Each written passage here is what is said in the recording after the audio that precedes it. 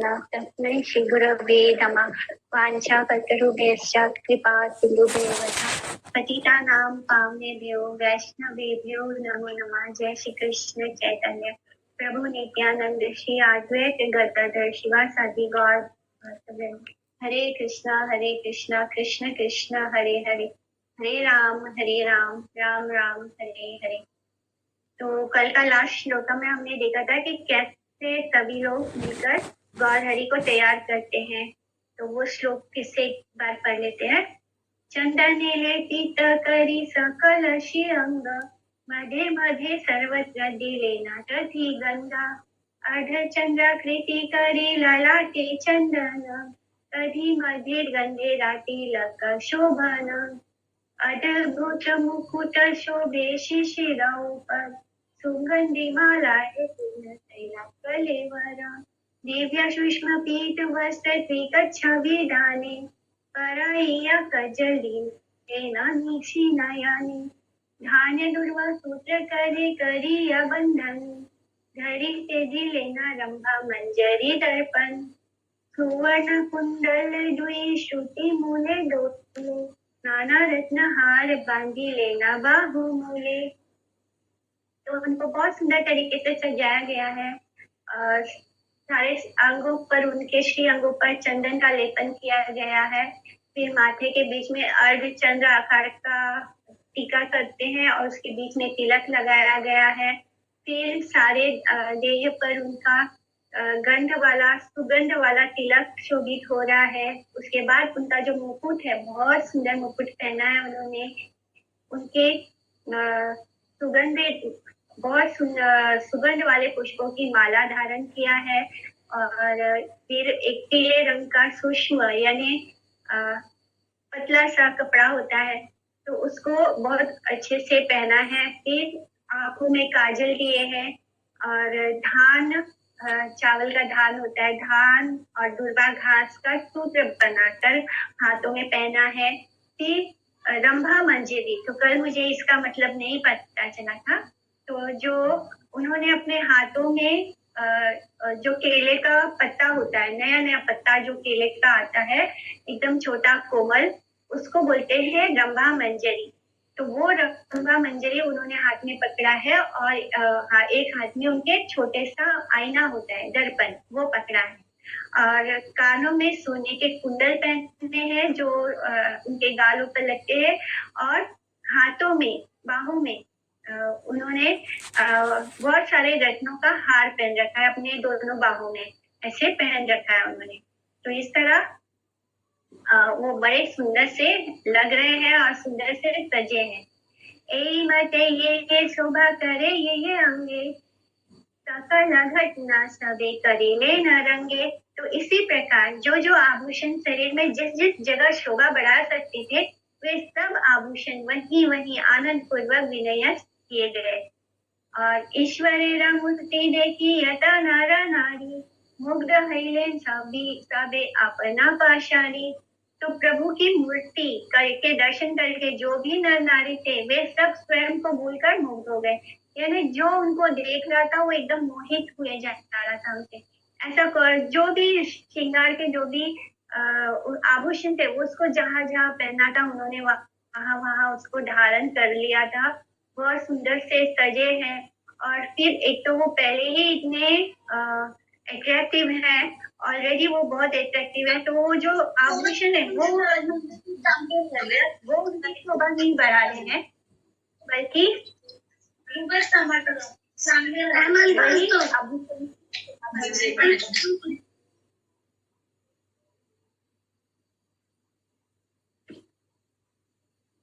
और उनको देखकर जितने भी नर नारी है, वो अपने आप को ही भूलकर उनको ही देखने में खो गए हैं।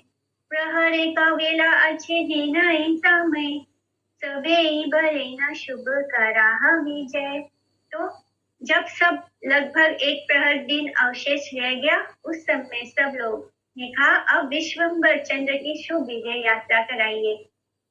गोधूली का समय यानी इवनिंग हो गया, सब कुछ तैयारी हो गई, सब तैयार हो गए, सज धज हो गए और सभी लोगों ने जो जो विवाह के लिए जरूरी था वो सारा सामान इकट्ठा कर लिया। तो अब सब कहते हैं कि अब हमें शुभ विजय की यात्रा करनी है। अब विश्वभर की जो शुभ विजय की है वो यात्रा कराइए। प्रहरे का सर्वनव द्वीपे बेड़ाइया, कन्या गृहे याई वेना गोधूली करिया। तो लगभग एक पहर तक नवद्वीप में भ्रमण के पश्चात गोधूली के समय कन्या के घर जाएंगे। तबे दिव्या डोला करी बुद्धिमंता खान, हरि से आनिया करी लेना उपस्थान। तब बुद्धिमंता खान ने सहर्ष एक सुसज्जित दिव्य पालकी लाकर उपस्थित कर दी। यानी वो सभी लोग पहले घर से निकलेंगे, फिर पूरे नवद्वीप का भ्रमण करेंगे और उसके बाद वो जाकर विष्णु प्रिया के घर पहुंचेंगे। तो इस तरह बुद्धिमंता खान ने अरेंजमेंट करके बहुत ही सुंदर सजा हुआ पालकी लाकर उपस्थित कर दिया। वाद्य गीते उद्गीला परम कोलाहल, विप्रगणे करे वेद ध्वनि सुमंगला। तो इस समय वाद्यों एवं गीतों का महान कोलाहल हो उठा और सब विप्र जितने भी ब्राह्मण हैं वो सब मंगलमयी वेद ध्वनि करने लगे। तो वो वेदों का उच्चारण कर रहे हैं, उधर लेडीज जो है वो गीत गा रही है और जो वाद्य यंत्र है वो भी साथ में बज रहे हैं। भाट गणे पंडित लागिला राय बात, सर्वदी के हैला आनंद अवतार। तो सब भाट जन स्तुति गान करने लगे। इस प्रकार सब और ही आनंद का अवतार हो गया। भाट भाट यानी वो सब लोग जो गीत गाने के लिए आए थे और जो गाना और बजाने वाले लोग आए थे वो सभी भाट जन लोग भी स्तुति गान करना शुरू कर देते हैं। इस प्रकार हर ओर जैसे आनंद ही आनंद फैल गया। तबे प्रभु जननी रे प्रदक्षिणा करी, विप्रगण ने नमस्कारी बहुमान्य करी। डोलाए बसिला श्री गौरंग महर्षि, सर्वदी के उठिला मंगल जय जय। तब माता की परिक्रमा कर, तो सची माता की परिक्रमा करते हैं गौरहरि एवं बहुत मर्यादा से सब ब्राह्मणों को नमस्कार करके श्री गौरांग महाप्रभु पालकी में विराजते हैं। और उस समय सब ओर से जय हो की मंगल ध्वनि उठने लगी और स्त्रियों द्वारा उलू ध्वनि सर्वत्र मंगल रव।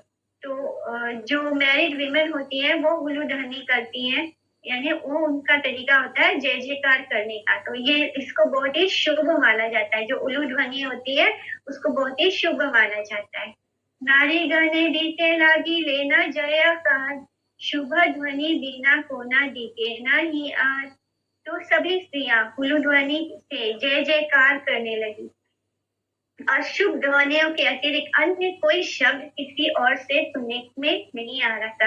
यानी चारों तरफ बस शुभ ध्वनियां ही सुनाई दे रही थी। प्रथम विजय करी लेना गंगा तीरे, अर्ध चंद्र देखी लेना शिरेरा ऊपरे। तो प्रथम प्रभु ने गंगा तट की यात्रा की। वहां उन्होंने सिर के ऊपर आकाश में अर्ध चंद्र के दर्शन किए। तो पहले गंगा तट की यात्रा करते हैं, उसके बाद वो आकाश में अर्ध चंद्र के दर्शन करते हैं।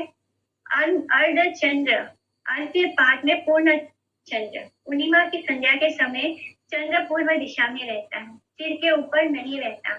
शुक्ल पक्ष की अष्टमी से दशमी और एकादशी तक संध्या के समय चंद्रमा मस्तक के ऊपर दिखाई देता है, इसलिए इस स्थान पर पूर्ण चंद्र पाठ संगत नहीं है। तो कुछ लोग ऐसा कहते हैं कि पूर्ण चंद्र था, पूर्णिमा था, लेकिन जो गौर भाष्य में आ रहा है कि जब पूर्ण चंद्र होता है, जब फुल मून होता है, तो जब हम आकाश में ऊपर देखते हैं तो चंद्रमा हमारे सर के ऊपर होता है। लेकिन ऐसा नहीं था। जब प्रभु ने आकाश में उन्होंने सिर के ऊपर, यानी पूर्ण चंद्र में क्या होता है, पूर्णिमा की संध्या के समय चंद्र जो होता है पूर्व दिशा में रहता है, यानी वो सर के ऊपर नहीं होता, पूर्व दिशा में होता है। और शुक्ल पक्ष की अष्टमी से दशमी और एकादशी तक संध्या के समय की चंद्रमा मस्तक के ऊपर दिखाई देता है, इसलिए वो अर्ध चंद्र है, पूर्ण चंद्र नहीं है। सहस्र सहस्र दीप लागिला ज्वलिते, नाना विधि बाजी सभा लागिला करीते। तो सहस्रो दीपक जलने लगे एवं आतिशबाजी आदि के विविध कर्तव्य दिखाए जाने लगे। आगे यथा पदातिका बुद्धिमंता खास, चाली लाडवी सारी हई यथा। अपाटो या तो बुद्धिमंता खान के जितने अधीनस्थ कर्मचारी थे, उनके जो भी एम्प्लॉयज थे बुद्धिमंता खान के, वे सब आगे आगे दो पंक्तियों में पैदल चल रहे थे। नाना वर्णे पताका चलिले तारा पाछे, विदूषक सकला चालीला नाना काछे। तो उनके पीछे अनेक प्रकार की रंग बिरंगी पताकाएं चल रही थी और चल रहे थे वे सब विदूषक, जो भांति भांति की वेशभूषा धारण किए हुए थे। तो विदूषक माने जो अलग अलग तरह के रंग बिरंगे कपड़े पहनते हैं, जैसे जोकर भी बोल सकते हैं, तो हिंदी में उसको विदूषक बोलते हैं। तो ऐसे वो अलग अलग तरह के कपड़े धारण, वेशभूषा धारण करके चल रहे थे। आगे में बुद्धिमंता खान के एम्प्लॉय चल रहे थे दो पंक्तियों में। उसके बाद उनके पीछे अनेक प्रकार की रंग बिरंगी पताकाएं चल रही थी और उनके साथ विदूषक भी चल रहे थे और भांति भांति की जिन्होंने वेशभूषा धारण की हुई थी। नर्तकवा न जानी कते का संप्रदाय, परम उल्लास से दिव्य नृत्य करी आए। और न जाने कितनी संप्रदाय में नर्तक परम उल्लास पूर्वक दिव्य नृत्य करते हुए चल रहे थे। तो बहुत सारे नर्तक भी थे जो नृत्य करते हुए चल रहे थे। जय ढाक वीर ढाक मृदंग का हाला, पता हद गड़ शंख वंशी कर ताला, वरंगा शिंग पंच शब्दी वाद्य बाजे यता, केली खीवे वाद्य भांड बाजी आए कटा। तो जय ढाक, वीर ढाक, मृदंग का हाल, बड़े बड़े सब क्या बोलेंगे उसको, यानी ढोल, बड़े बड़े ढोल होते हैं और फिर वो सारे नगाड़े जैसे वो सब बज रहे थे। जय ढाक, वीर ढाक, मृदंग का हाल, पता, दगड़, शंख, वंशी, करताल, वरंग, शिंगा, पंच शब्दी आदि अनेक प्रकार के अगिनत अवर्णनीय बाजे बज रहे थे, जिसका कौन वर्णन कर सकता है। तो इतनी धूमधाम से उनकी बारात निकली है। लक्ष लक्ष शिशु वाद्य भांडे रागी तरे, रंगे नाची आए देखी हास्य में ईश्वरी। तो बाजों के बीच में लाखों लाखों शिशु आनंद मग्न होकर नाच रहे थे, यानी लाखों लाखों की तादाद में छोटे बच्चे भी थे जो बहुत ही आनंद में नाच रहे थे, जिनको देखकर महाप्रभु हंस रहे थे। हे महा कौतुक देखी शिशु राखी दाए, ज्ञानवान सबे लज्जा झाड़ी नाची आए। तो उस महाकौतुक को देखकर बालक का तो क्या कहना है, बड़े बड़े ज्ञानवान भी लज्जा त्याग कर नाच रहे थे। तो बच्चे तो अपना मन से नाच ही रहे हैं, उनको तो कुछ पता नहीं आसपास क्या है, वो आनंद में नाच रहे हैं। और उनको उनके साथ तो बच्चों का तो क्या कहना, बड़े बड़े भी जो ज्ञानवान थे वो लोग भी अपनी लज्जा को त्याग कर वो भी नाचने में लग गए। प्रथमे आसिया गंगा तीरे कथा शना, करी लेना नित्य गीत आनंद वाजना। तो सभी प्रथम पहले गंगा तट पर आकर कुछ समय तक आनंद पद नृत्य गीत एवं वाद्य वादन करते रहे। गंगा तट पर काफी देर तक नृत्य हुआ, गीत हुआ और वाद्य वादन हुआ। तबे पुष्प वृष्टि करी गंगा नमस करी, रमे नको चोके सर्वा नवद्वीप पुरी। तत्पश्चात पुष्प वृष्टि एवं गंगा को नमस्कार करके सब लोगों ने आनंद पूर्वक संपूर्ण नवद्वीप नगर का भ्रमण किया। देखे अति अमानुषी विवाह संभार, सर्वलोक चित्ते महापाए चमत्कार। तो इस विवाह की अलौकिक ठाट बाट को देखकर सब लोगों के चित्त में परम आश्चर्य हो रहा था। ऐसा विवाह नवद्वीप में पहले कभी किसी का हुआ नहीं था, किसी ने देखा नहीं था ऐसा विवाह, ऐसा बारात। बड़ा बड़ा विवाह देखी याची लोके बले, एमा समृद्धि नहीं देखी को न काले। व्यक्ति कह रहे था कि हमने बड़े बड़े विवाह देखे हैं, परंतु इस प्रकार की समृद्धि हमने कभी नहीं देखी। यानी इतने रिच लोगों का, धनवान लोगों का विवाह देखा है नवद्वीप में, लेकिन कभी इतना समृद्ध विवाह नहीं देखा। इतना मैंने ऐसे लग रहा था जैसे किसी राजा महाराजा का विवाह हो। मता स्त्री पुरुष प्रभु रे देखिया, आनंदे भाषाए देखी सुकृति नदिया। तो परम सुकृति में नवद्वीप के निवासी सब नर नारी इस प्रकार प्रभु को देखकर आनंद में विभोर हो रहे थे। तो उन सब का इतना सुकृति है कि वो प्रभु का विवाह के कार्यक्रम को देख पा रहे हैं। सबे यारा रूपवती कन्या अच्छे घरे, से सब विप्र सबे विमर्श करे। जिसके घर में रूपवती कन्या थी वे सभी विप्र मात यह सोचकर विमर्श कर रहे थे कि हेना वरे कन्या नहीं परिलाई दीते, अपनारा भाग्य नहीं देखे मते। तो हम ऐसे वर को अपनी कन्या नहीं दे पाए, अपना भाग्य ही नहीं है, होता कैसे। यानी उन सबको लग रहा था कि काश वो उनका यानी जो निमाई है वो उनके दामाद हो पाते, काश उनका भी ऐसा भाग्य हो पाता। तो सभी जिनके घर में कन्या थी वो ऐसा सोच रहे थे। नवद्वीप वासी चरणे नमस्कार, एक सब आनंद देखी वारे शक्ति याद। तो उन सब नवद्वीप वासियों को के चरणों में मेरा नमस्कार है, जिनको ये सब आनंद देखने का सौभाग्य प्राप्त हुआ है। ए मत्ते रंगे प्रभु नगरे नगरे, ब्रह्मणे कौतुके सर्व नवद्वीप पूरे। इस प्रकार उल्लास से प्रभु ने समस्त नवद्वीप के नगर में आनंद पूर्वक भ्रमण किया।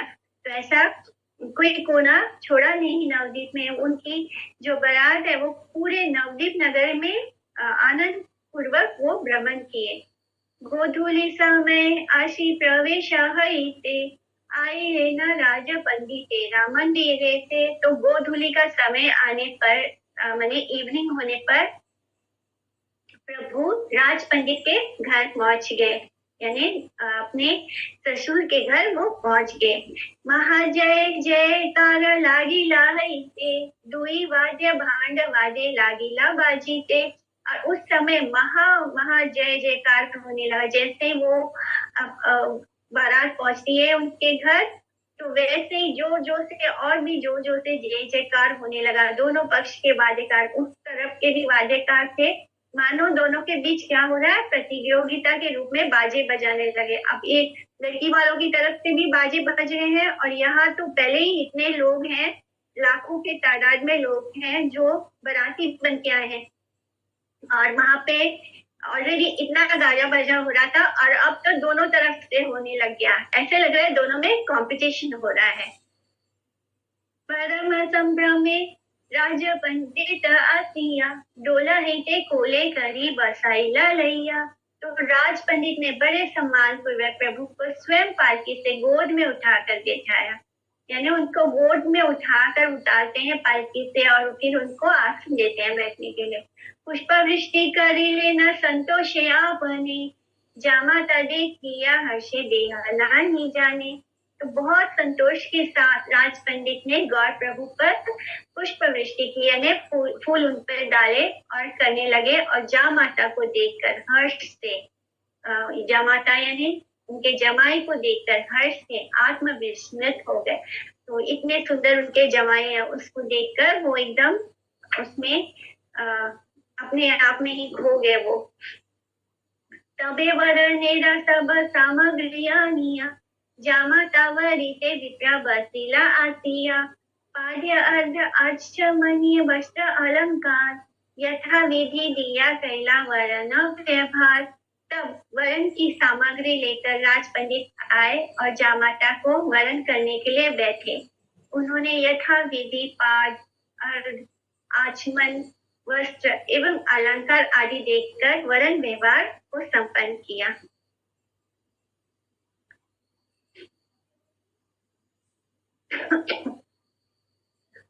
आज अर्घ यानी हाथों में पूजा सामग्री विशेष उनको देना, जिसमें कुशाग्र, दही, सर्पी, सतनुंडम ये सब होता है। फिर आचमनीय यानी मुख प्रक्षालन के लिए आचमन का जल देना, मुंह धोने के लिए जल देना। उदकम दीयते यत्तु प्रसन्नम तेन वर्जितम, आचमनीय देव भयस्ताचमन उच्यते। तबे ताना पत्नी नारी गणे रसगीते, मंगला विधान आशी लागिला करीते। तो उसके पश्चात तत्पश्चात राज पंडित की पत्नी स्त्रियों के साथ आकर मंगल विधान करने लगी। जामाता को आशीर्वाद दिया और उनका अभिनंदन किया। धान्य दुर्वा दिलेना प्रभुरा श्रीमस्तक के आरती करीला सप्तग्रीतेरा प्रदीपे। तो प्रथम प्रभु के श्री मस्तक पर धान्य और दुर्वा दल अर्पण किया गया। फिर 7 बार घी के दीपों से उनकी 7 घी के दीपों से उनकी आरती की गई। और खड़ी कड़ी फेली करी लेना जयकार ए मते यथा खींचो लोक करी लोकाचार। तो फिर से जय ध्वनि किया सब स्त्रियों ने, यानी उलू ध्वनि करती है। फिर खीर यानी खोई और कौड़ी बिखेर कर जय जयकार किया गया और इस प्रकार सब लोकाचार संपन्न हुआ। जो विधि विधान होता है उसको संपन्न किया। तबे सर्व अलंकारे भूषित करिया लक्ष्मी देवी आने लेना आते धरी आसने धरिया। उसके पश्चात लक्ष्मी देवी को सब अलंकारों से विभूषित करके एवं आसन पे बैठाकर विवाह मंडप पे लाया गया। तबे हर्षे प्रभु रस कला आप्तगणे प्रभु रेगे तुले लेना धरिया आसन। फिर प्रभु के सब बंधु बांधव प्रभु को भी हर्ष पूर्वक आसन में बैठाकर वहां से उठा लाए। तबे मध्य अंतपट धरी लोकाचारे सप्त प्रदक्षिणा कराई लेना कन्यारे। तबे लक्ष्मी प्रदक्षिणा करी 7 बार रही लेना सम्मुखे करिया नमस्कार। तब लोकाचार के अनुसार वर को पर्दे से ढक कर कन्या द्वारा उनकी 7 परिक्रमाएं कराई गई। यानी कन्या को आसन पे बैठाकर फिर उनके जो भाई बंधु हैं उन्होंने उनको उठाकर वर को यानी निमाई जी गौरहरि को पर्दे में ढक कर फिर कन्या ने उनका 7 बार प्रदक्षिणा किया, उसको कराया गया। फिर 7 परिक्रमाएं पूरी होने के पश्चात लक्ष्मी देवी नमस्कार करके प्रभु के सम्मुख खड़ी हो गई। अंतपट विवाह के समय में वर को जिस वस्त्र खंड द्वारा आवृत रखा होता है पर्दा, पर्दे को अंतपट कहा गया है। तबे पुष्प फेला फेली लागिला हईते दुई वाद्य भांड महा लागिला भाजीते।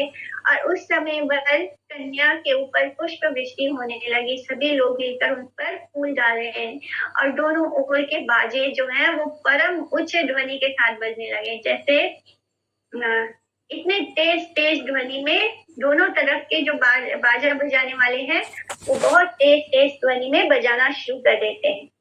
चतुर्थी के श्री पुरुष करे जय ध्वनि आनंद आसिया अवतरीला अपनी। चारों ओर से स्त्री पुरुष जय जय की ध्वनि करने लगे। ऐसे लग रहा था मानो मूर्तिमान आनंद ही अवतरित हो गया है, यानी आनंद में पर्सोनिफाइड हो गया है। जैसे आनंद ही साक्षात कोई ह्यूमन बीइंग जैसे बन के अवतरित हो गया है। आगे लक्ष्मी जगन माता प्रभु रचरणे माला दिया करी लेना आत्मसमर्पणे।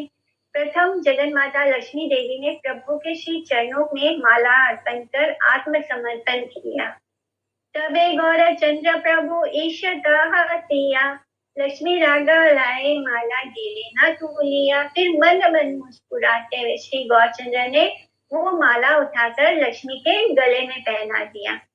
तबे लक्ष्मी नारायण ने पुष्प फेला फेली करी तेला गीला हई महाकुतूहली। पश्चात परम आनंद से लक्ष्मी नारायण एक दूसरे के ऊपर पुष्प वृष्टि करने लगे और फिर दोनों ने एक दूसरे के ऊपर पुष्प डाला।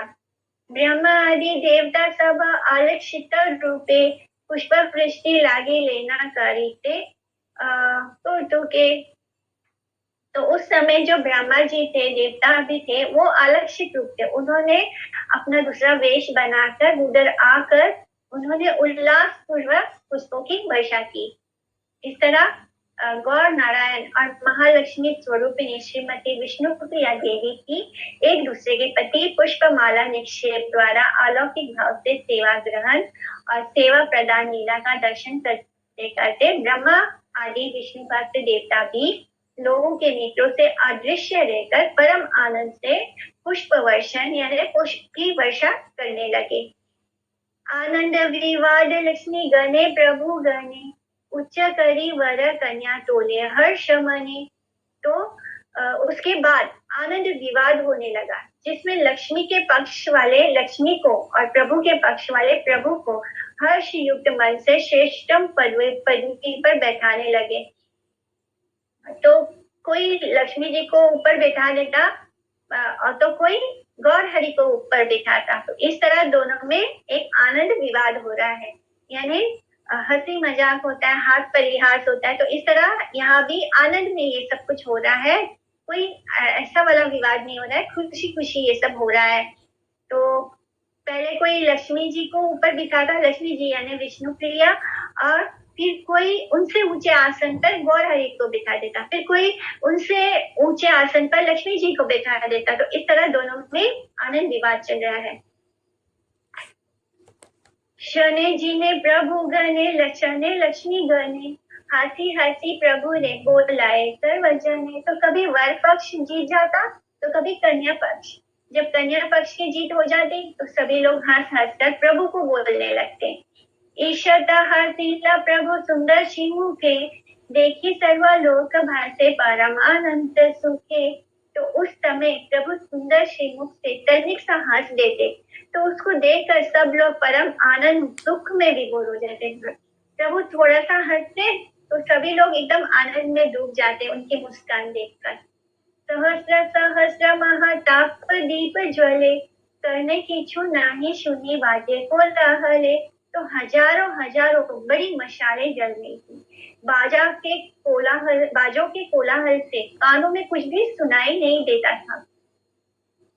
मुखा चंद्रिकारा महावाद्य जय ध्वनि, सकल ब्रह्मांडे पशीले कहीं न सुनी। तो मुख चंद्रिका के समय बाजों एवं जयकारों की महाध्वनि संपूर्ण ब्रह्मांड को स्पर्श करने वाली थी। हेना मध्य श्रीमुख चंद्रिका करी रंगे, वशी लेना श्रीगौर सुंदर लक्ष्मी संगे। तो इस प्रकार मुख चंद्रिका करके उल्लसित श्री गौर सुंदर विष्णु प्रिया के साथ बैठ गए।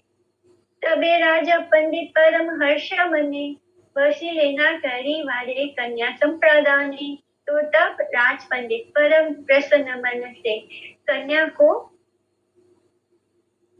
दान करने के लिए बैठ गए। पाद्य अर्घ आचमनीय यथा विधि मते, क्रिया करी जागी लेना संकल्प करी ते। तो पाद्य अर्घ आचमन आदि क्रियाएं विधि पूर्वक संपादित करके राज पंडित संकल्प करने लगे। विष्णु प्रीति काम्य करी श्री लक्ष्मी पिता, प्रभु सिंह से समर्पी लेना दुहिता। तो लक्ष्मी के पिता सनातन मिश्रा ने विष्णु प्रीति की कामना करके अपनी पुत्री को प्रभु के हाथों में समर्पित कर दिया, यानी कन्यादान कर दिया। तबे दिव्य धेनु भूमि शैया दास की दास, अनेकायो तुक दिया करीला उल्लास। उसके पश्चात दिव्य गौएं, भूमि, शैया, दास अनेक वस्तुएं उपहार स्वरूप उल्लास पूर्वक प्रदान किया गया। जब कन्यादान हुआ तो कन्यादान के साथ साथ में बहुत सारी गायें, भूमि दिया गया, शैया, दास अनेक वस्तुएं भी उपहार में दिया गया। लक्ष्मी बसाई लेना प्रभु वाम पाशे, होम कर्म करी ते लागेला तब ते शेषे। तब लक्ष्मी जी को प्रभु के बाईं ओर बैठाया और होम कर्म जो यज्ञ होता है वो प्रज्वलित करके वो जो भी कर्म है उसको प्रारंभ किया गया। वेदाचार लोकाचार यथा खींचू आचे, सभा करी वर कन्या घरे नीलापाचे। तो जितने भी वेदाचार एवं लोकाचार है, जो भी नियम थे विवाह के और जो भी प्रथा थी, उन सब को पूर्ण करके फिर वर और कन्या को वास गृह में ले आए, एक अलग कमरे में उनको ले आते। वैकुंठ हरिला राजा पंडित आवासे, भोजन करिता याई बसिले ना शेषे। तो गौर नारायण एवं विष्णु प्रिया को अवस्थान से राज पंडित का घर वैकुंठ हो गया, यानी जब गौर हरि और विष्णु प्रिया दोनों साथ हो गए अब तो जो राज पंडित का घर है वो क्या हो गया, वैकुंठ हो गया। जहाँ पे लक्ष्मी और नारायण हो तो वो जगह वैकुंठ होता है। तो अंत में वर और कन्या भोजन करने के लिए बैठ गए, क्योंकि जब विवाह का यज्ञ होता है तब दोनों को उपवास रहना पड़ता है। इसलिए जब विवाह संपूर्ण संपन्न हो जाता है तब दोनों को भोजन कराया जाता है। भोजन करिया सुखे रात्रि सुमंगले, लक्ष्मी कृष्ण एकत्र रहे लाखों कुतूहले। तो सुख पूर्वक भोजन करके लक्ष्मी कृष्ण ने आनंद उल्लास के साथ रात्रि में एक साथ ही वास किया। सनातन पंडित तेरा गोष्ठी रस गीते, ये सुख हैला ताहा के पारे कहीते। सनातन पंडित, राज पंडित जिनका नाम सनातन पंडित है, को अपने बंधु बांधवों के साथ जो सुख हुआ उसका वर्णन कौन कर सकता है। सभी लोग एकदम आनंद मगन हो गए थे उस विवाह में। और उनके पिता, विष्णुप्रिया के पिता सनातन पंडित और उनके जो बंधु बांधव हैं, उनके सारे रिश्तेदार हैं, उनके साथ उनको बहुत ही सुख प्राप्त हुआ जिसका हम वर्णन नहीं कर सकते। नग्न जीत जनक भीष्मक जाम्बुवंत, पूर्वे तारा ये ही न हैला भाग्यवंता। पूर्व काल में नग्न जीत, जनक, भीष्म एवं जाम्बुवंत जितने भाग्यशाली हुए हैं, ठीक वैसे ही राज पंडित भी आज भाग्यशाली हैं। नग्नजीत कौन थे? अयोध्यापति परम धार्मिक एक क्षत्रिय राजा थे। श्री कृष्ण महिष्य सत्या इनकी प्यारी कन्या थी, जो पिता के नाम के अनुसार नग्नजीत के नाम से भी प्रसिद्ध थी। नग्नजीत की प्रतिज्ञा अनुसार उनके तीक्ष्ण सुदूर प्रतिद्वंदी पुरुषों की गंध तक ना सहन कर सकने वाले दूर अमित बलशाली 7 विषयों का अनायास से दमन करके भगवान श्री कृष्ण ने श्रीमती सत्या या नीला देवी का यथाविधि पानी ग्रहण किया था, उससे विवाह किया था। तो नग्नाजीत की जो बेटी थी सत्या, उससे श्री कृष्ण ने विवाह किया था।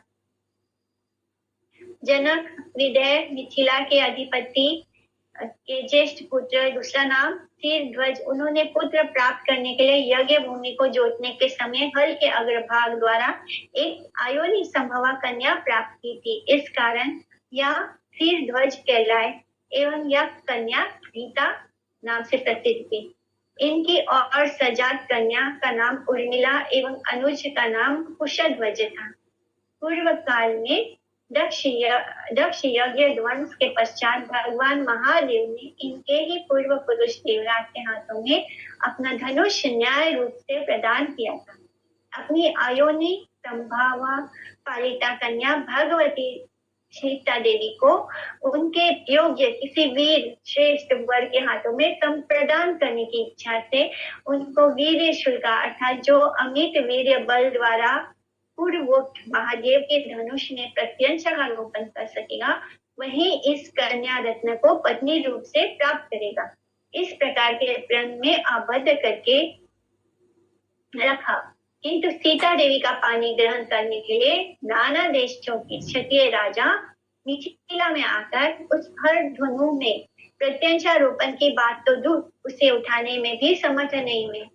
एक दिन महर्षि विश्वामित्र अयोध्यापति दशरथ के दोनों पुत्र भगवान राम और लक्ष्मी को साथ लेकर राज ऋषि जनक की यज्ञ भूमि में पधारे और अगले दिन उन्होंने विदेह राज जनक की प्रतिज्ञा सुनी और भगवान श्री रामचंद्र ने विश्वामित्र और राजा जनक के निर्देश अनुसार असंख्य दर्शकों के समक्ष अनायास की उस सुमहत हर धनु यानी उस धनुष को उठाया, उस पे प्रत्यंशारोपण करके तथा भीषण शब्द द्वारा मध्य भाग से उसको 2 खंड करके फेंक दिया।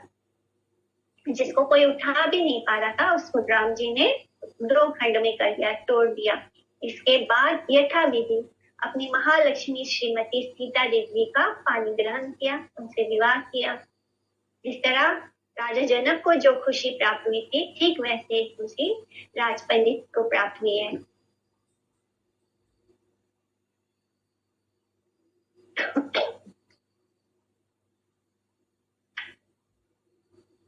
ते भाग्य एवं गोष्ठी सह सनातन पाई लेना पूर्व विष्णु सेवा कारण। तो उसी पूर्वकृत विष्णु सेवा के भाग्य से गोष्ठी सहित सनातन ने श्री गौर नारायण को जमाता रूप में प्राप्त किया।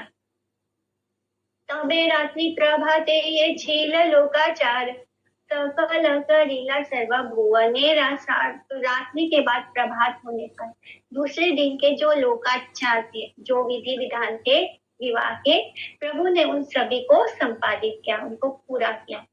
अपराह्ने गृहे आसी वारा भैला काल वाद्य गीत नृत्य हैता लागेला विशाल। तो आफ्टरनून में जब घर आने का समय हुआ तब फिर से विशाल रूप में वाद्य नृत्य गीत स्टार्ट हो गया।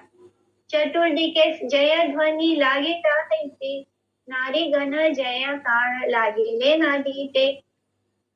चारों ओर जय जय की ध्वनि होने लगी, स्त्रियों की उलू ध्वनि द्वारा जयकार होने लगी।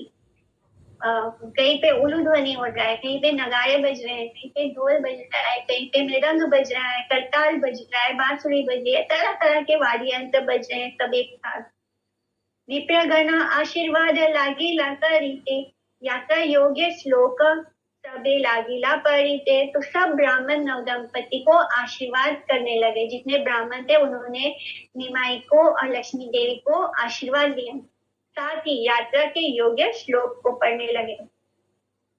जब भी कोई यात्रा होती है तो वेद शास्त्रों में श्लोक दिए गए जिनको पढ़ने से रास्ते में वो यात्रा सुगम हो, उसमें कोई रास्ते में कुछ अनर्थ ना हो, इसलिए ऐसे श्लोक जो हैं वो उनको पढ़ना शुरू करते हैं ब्राह्मण। इस यात्रा के लिए जो योग्य श्लोक थे उनको पढ़ना आरंभ किया। ढाक पता सनाई वडंग करतान अन्यो अन्यो वाद करी बाजाए विशाल। तो बाजे वाले परस्पर में स्पर्धा के साथ ढाक पता शेनाई वडंग एवं करताल आदि बाजों को विशाल ध्वनि के साथ बजाने लगे। करताल भी बहुत बड़े बड़े होते हैं, तो उनको वो बजते हैं तो पूरा कान एकदम बज जाता।